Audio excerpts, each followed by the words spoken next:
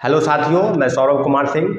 और शिक्षक बहाली के मुद्दे पर लगातार जो अपडेट आपको मिल रहा है वो ये है कि दो तीन प्रमुख बिंदु हैं जिसकी हम चर्चा करेंगे। कल एक बहुत बड़ा मामला सामने आया कि बिहार के जो शिक्षा मंत्री हैं, जो शिक्षा मंत्री थे चंद्रशेखर जी, प्रोफेसर चंद्रशेखर, उनको हटा दिया गया है। अब उनको गन्ना विभाग का मंत्री बनाया गया है। तो जाहिर सी बात है कि माननीय मुख्यमंत्री जी ने निश्चित रूप से जिस तरह के काम किए, जैसे मुख्यमंत्री जी ने जो निर्णय लिया कि के पाठक के इस निर्णय पर कि जब अवकाश लिए के पाठक, तो इस शर्त के साथ वापस आए कि इस विभाग के जो मंत्री हैं प्रोफेसर चंद्रशेखर, उनको पद से हटाया जाएगा, तभी हम इस पदभार को ग्रहण करेंगे। तो जाहिर सी बात है कि माननीय मुख्यमंत्री जी ने इस बात पर संज्ञान लिया, इस बात पर हामी भरी, और के पाठक के जो आवेदन थे, के पाठक सर का जो निर्णय था, उस निर्णय के साथ होते हुए मुझे लगता है कि चंद्रशेखर जी को इस मंत्री पद से छुट्टी कर दी गई और उन्हें गन्ना विभाग का मंत्री बनाया गया है। तो अब सवाल आके अटका है कि क्या के पाठक सर के उत्तरदायित्व की चिंता बिहार सरकार को है? शिक्षा व्यवस्था अगर बदलनी है तो एकमात्र बिंदु किसी पर है, जिम्मेवारी है तो के पाठक पर है। तो फिर मंत्रालय किस प्रकार से चल रहा था? क्या चंद्रशेखर जी नाकाम रहे हैं इस तरह की चीज़ों पर? तो आपको याद होगा कि जब से वो मंत्री बने हैं, शिक्षा व्यवस्था पटरी पर उतरने वाली है, शिक्षा व्यवस्था पटरी से उतर गई। उसको ठीक करने की बजाय कैसे दुरुस्त होगी उसको करने की बजाय स्कूल, कॉलेज आदि कई जो शैक्षणिक वातावरण थे उसको ठीक करने की बजाय वो जाति, धर्म, रामचरितमानस, गीता पर, ग्रंथ पर और कई चीज़ों पर व्याख्यान दे रहे थे। खासकर उनका व्याख्यान जो था वो जाति और धर्म के इर्द गिर्द ही घूम रहा था। तो अब ये कहने की ज़रूरत नहीं है कि क्या के पाठक सर को जो अफसरशाही की खुली लगाम उनको छूट दे दी गई कि आप शिक्षा व्यवस्था में जो अमूलचूल परिवर्तन है और जो बहाली है, इस सारे मामलों पर अब पूरा दायित्व जो है, भले ही विभागीय मंत्री आलोक मेहता को बनाया गया है, परंतु शिक्षा विभाग की जो कवायद है और शिक्षा व्यवस्था को बदलने की जो माननीय मुख्यमंत्री का दिशा निर्देश है, उस सब पर क्या के पाठक सर लगाम लगा पाएंगे? तो मैं सीधे उस बिंदु पर आना चाहता हूँ कि TRE-1 में जिस तरह के घोटाले हुए, जिस तरह का भ्रष्टाचार हुआ और फर्जीवाड़े के नाम पर जो शिक्षक बहाल हुए, उनको हटा तो दिया जा रहा है, उनको पकड़ा तो जा रहा है, परंतु क्या पूरक परिणाम जारी नहीं होने चाहिए थे? क्या उनके जगह पर नए कैंडिडेट, फ्रेश कैंडिडेट को मौका नहीं मिलना चाहिए था? तो इस तरह की चीज़ों पर अगर संज्ञान नहीं लिया जाएगा, अगर बातें आगे नहीं बढ़ेगी, तो क्या के पाठक के रहने से और नहीं रहने से क्या शिक्षा व्यवस्था बदल नहीं जाएगी? आपने के पाठक के आने से दो तीन चीज़ प्रमुख हुई है। मैं इस बात की बड़ी प्रशंसा करता हूँ कि 27 लाख से ज़्यादा छात्र जो स्कूल में सिर्फ आज उनका नामांकन था, वो विद्यालय नहीं आ रहे थे, जो सरकारी लाभ है वो ले रहे थे, उनका नाम काटा गया। 27 लाख, वो आंकड़ा छोटा नहीं है। इसके अलावा जो शिक्षक सिर्फ नौकरी कर रहे थे, वो उनको विद्यालय से न समय पर विद्यालय आना, न समय पर जाना, और जो विद्यालय की गतिविधि है स्कूल और कॉलेज की, इस गतिविधियों से उनका कोई खास मतलब नहीं था। तो मुझे लगता है के पाठक सर के आने से इस सब गतिविधियों पर लगाम लगा है। वो ससमय स्कूल आ रहे हैं, ससमय स्कूल से जा रहे हैं, और जो भी शैक्षणिक वातावरण है उसको तैयारी के, परंतु कुछ मामले को लेकर तुगलकी फरमान जारी करना, कहीं ना कहीं प्रिंसिपल का वेतन रोक देना, MLC का वेतन रोक देना, यहाँ तक कि वाइस चांसलर का वेतन रोक देना, और माननीय गवर्नर यानी राज्यपाल जो कुलाधिपति होते हैं, उनके कुछ हस्तक्षेप भी हुए इस मामले को लेकर।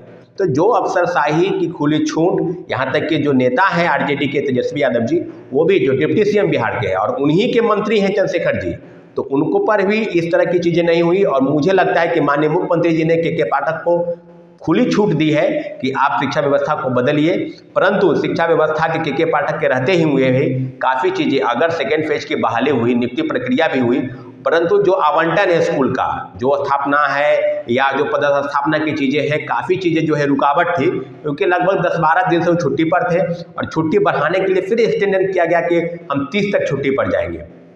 परंतु मेरा ये सब मानना है कि के पाठक के रहते हुए TRE-1 और TRE-2 दोनों में व्यापक तौर पर धांधली हुई है।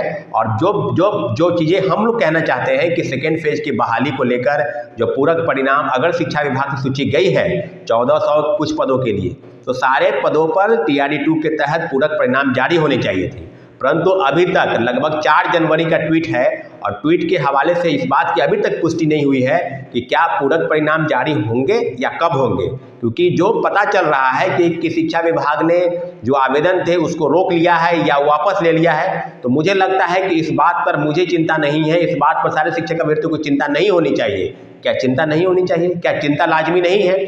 शिक्षक अभ्यर्थी इस बात पर इंतजार कर रहे हैं कि बिहार की शिक्षा व्यवस्था बदले, परंतु एक अफसर को इतना खुली छूट मिले कि वो बेपटरी होकर तुगलकी फरमान जारी करे।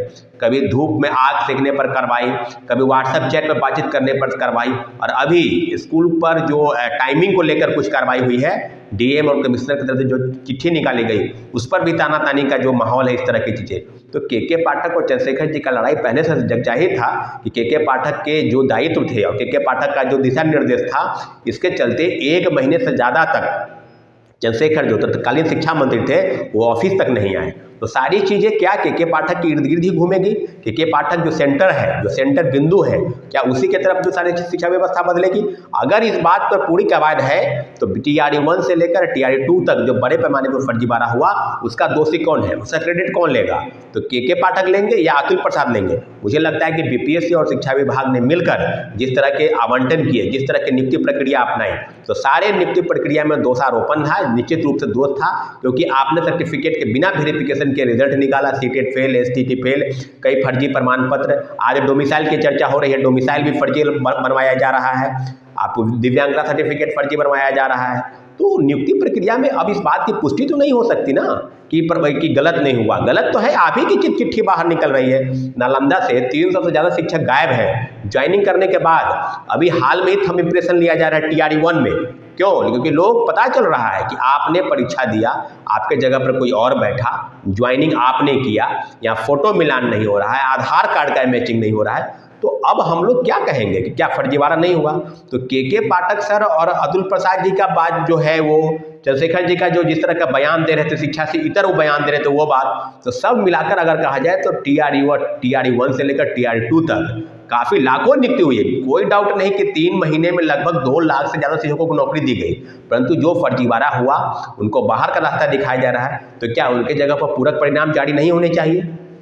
क्या सप्लीमेंट्री रिजल्ट की मांग बिल्कुल जायज नहीं है? तो सप्लीमेंट्री रिजल्ट को लेकर शिक्षक अभ्यर्थी इस बात पर इंतजार कर रहे हैं, TRE 2 के खासकर। और TRE 1 में जो हुआ उसके लिए सैकड़ों, मुझे लगता है कि सैकड़ों अभ्यर्थी आज भी इंतजार कर रहे हैं कि मेरा रिजल्ट आएगा। सिर्फ और सिर्फ जो मल्टीपल रिजल्ट थे उन्हीं को लेकर रिजल्ट जारी किया गया है।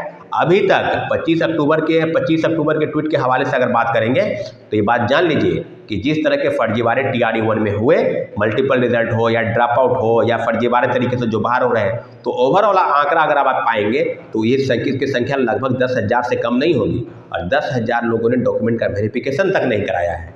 तो सारे मामलों पर मुझे लगता है दर्जनों याचिका जो है वो पटना उच्च न्यायालय में दायर हो गई है, और उच्च न्यायालय के संज्ञान के बाद सारे मामले खुलेंगे कि क्या पूरक परिणाम के लिए वेटिंग लिस्ट और पूरक परिणाम के लिए सप्लीमेंट्री किस तरह के प्रावधान के पाठक सर और इस तरह की दलील जो दी जा रही है अतुल प्रसाद जी बीपीएससी चेयरमैन की तरफ से, सारी चीज़ों पर 1 to 1 होगा। लेकिन इतना जरूर है कि के पाठक के रहने से अगर शिक्षा व्यवस्था बदल जाए तो पूरा बिहार चाहता है कि शिक्षा व्यवस्था बदले, परंतु TRE 1 से लेकर TRE 2 तक जो फर्जीवाड़ा हुआ उसमें शिक्षा विभाग बिल्कुल नाकामयाब रही उनको रोकने के लिए। अगर आप रोक पाते तो इस तरह की चीज़ें नहीं होती। निश्चित रूप से शिक्षा मंत्री और के पाठक का विवाद को लेकर इस तरह की चीज़ें मुख्यमंत्री जी की तरफ से अगर लिया गया निर्णय है तो मुझे लगता है कि एक अच्छा निर्णय साबित हो, और के पाठक द्वारा जितने भी काम किए जाए वो छात्र हित में हो, शिक्षा व्यवस्था बदलने के हित में हो। तो के पाठक के पद पर बने रहना निश्चित रूप से जरूरी है, परंतु तुगलकी फरमान जारी नहीं हो, इस तरह की चीज़ों पर भी ध्यान रखने की ज़रूरत है। क्योंकि शिक्षा व्यवस्था अगर बदलनी है तो शिक्षकों के भरोसे, तो शिक्षकों को कॉन्फिडेंस में लेने की ज़रूरत है। हाँ, विभाग का मंत्री कौन बनेगा नहीं बनेगा ये माननीय मुख्यमंत्री का काम है, लेकिन इतना जरूर है कि के पाठक जैसा सख्त अफसर अगर किसी विभाग का अधिकारी है तो उसके लिए भी कई नियम कानून के बंधे होते हैं, और उसको देखकर ही कई फरमान जारी होंगे। लेकिन शिक्षा व्यवस्था अगर बदलनी है तो सभी को एक साथ लेने की ज़रूरत है, सभी को कॉन्फिडेंस में लेने की ज़रूरत है, तभी शिक्षा व्यवस्था बदलेगी। इसी सब बिंदुओं पर हम चर्चा कर रहे हैं कि आने वाले समय में क्या होगा नहीं होगा, फिर आपको अपडेट कराएंगे। ठीक है साथियों, धन्यवाद।